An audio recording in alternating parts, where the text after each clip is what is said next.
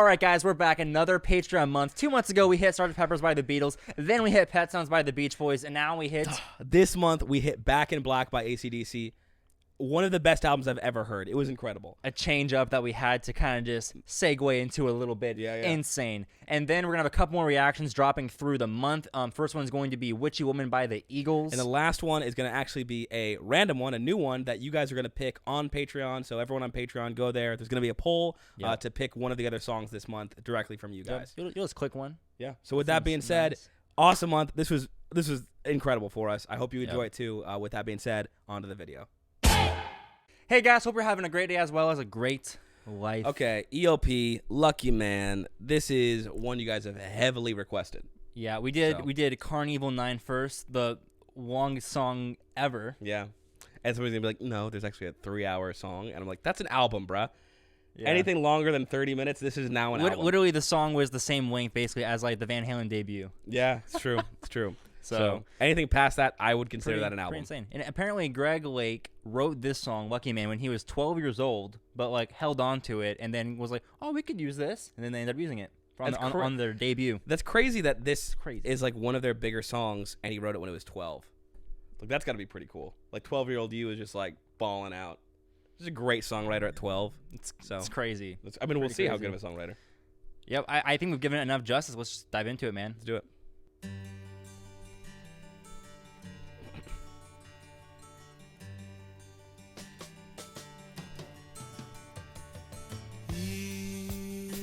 White horses and ladies by the score, all dressed in satin and waiting by the door. Ooh, what a lucky man he was. Ooh, what a lucky man he was. White lace and feathers, they made up his bed. A gold-covered mattress on which he was led. Ooh, what a lucky man he was. Weird rhythm. What a lucky man he was.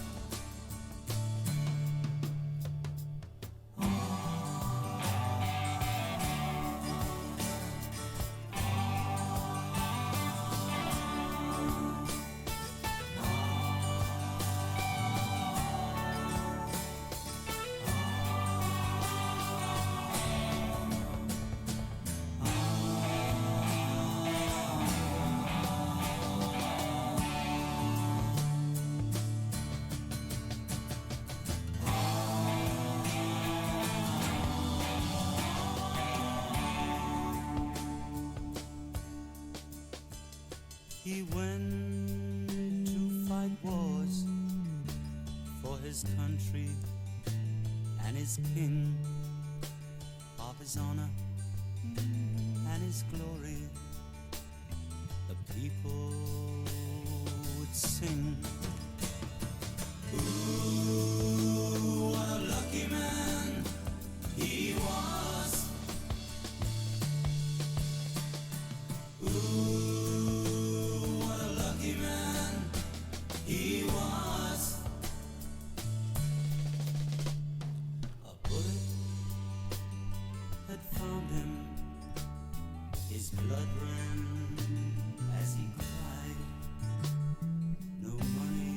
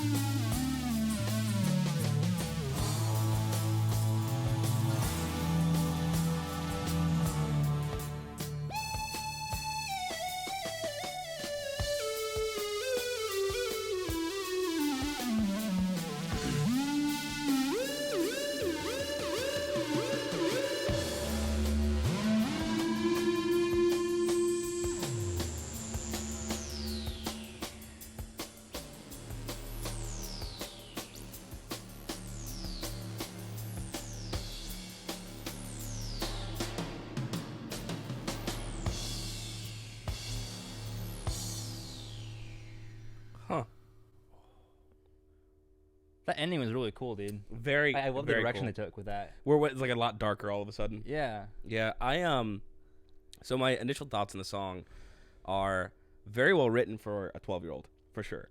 And it also kind of does feel like he was in a history class, and he was just like recounting what he was hearing, and putting it and thinking while he was like, "Dang, that guy's lucky," but saying he's lucky up until the point he died, and then maybe going like, "Do I still call him lucky? I guess so." And because that to me that was the coolest part of the song is like he's a lucky man for all these things. Like, he's got all these horses and all these women and all these whatever, and he's a hero. And then it gets to the end where he's shot and he's like, and no one's there to save him. And he's like, what a lucky man he was. It's like, was he lucky to be shot and die? A hero maybe? I don't know, but it was just a cool context. It's like lucky to be in the opportunity to be in the position, just there in general. You know. Yeah, to go out that way versus another way. I don't know. So overall, very, very cool. Really cool. Yeah, it was so fun. I kept thinking like throughout almost every point of the song, I was like, it's a great song, but how much better it was because of the percussion, dude. Yeah. Like, imagine you have like a drummer that was not that. Just like a drummer, like imagine like he pulls up with that song and then you just have just super average standard He's like, drummer. oh yeah, I got you drums on this song, and just adds just some drums. Yeah. But it's like, no, this dude went all the way. Yeah, because the thing is, there wasn't a ton going on. There wasn't a ton going on lyrically or like musically, as far as like the guitar wasn't doing crazy amounts of stuff. It doesn't need to. The vocals weren't like going super far out of the way. Even the chorus, what a lucky man he was, just like pretty standard.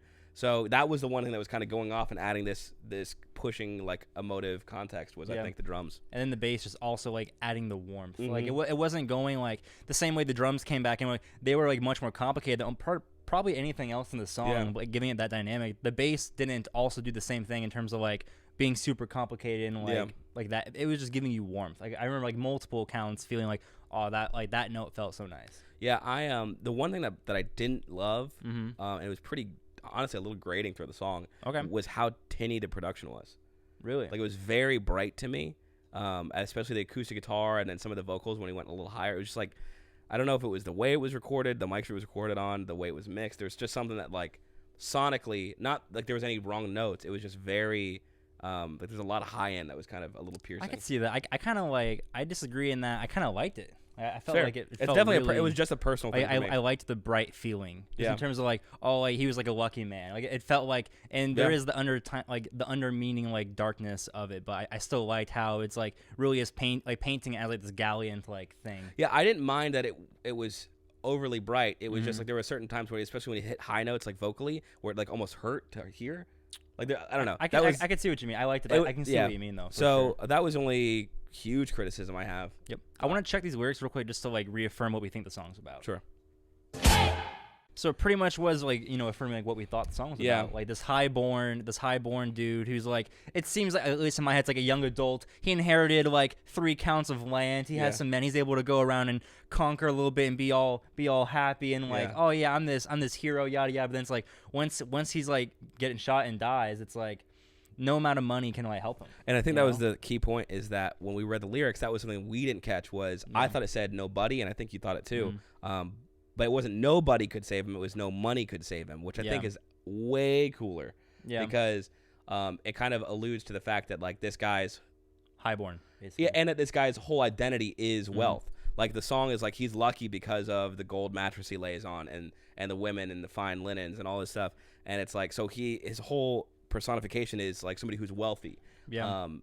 And at the end of the day, it's like, is he lucky? Because it's like when you're in that role, you're also like the spotlight. Where if there are things to blame for, or if you're an active role in this thing that might be bad for this group of people, it's like you might get targeted. Sure. You know. Sure. So it's kind of like I think it was really cool, and especially cool that he wrote this when he was 12. Yeah. Like really thinking of like, is he lucky? You know, it's the fact that a 12-year-old's coming up with that concept. Just, you know, really cool. Yeah, really I dug it. I thought loved the subject. Easily made sense how he went from that to like Carnival. Like if he started here at 12, it's like that progression does lead you to Carnival. So awesome. Let's rate this song. What are you feeling? So you didn't like the tinniness. That was your big. Yeah, I'm gonna say B. Your big-ish. B- probably. Oh, B-? Yeah, it was like, listen, it was their debut album, so maybe it was like a just the limitations of production wise. Yeah, it was really grating to me. Like it was not that the song is bad, but it would definitely stop me from listening to it in the future. Oh wow. It's just like it just didn't feel great, like on the ears to listen to.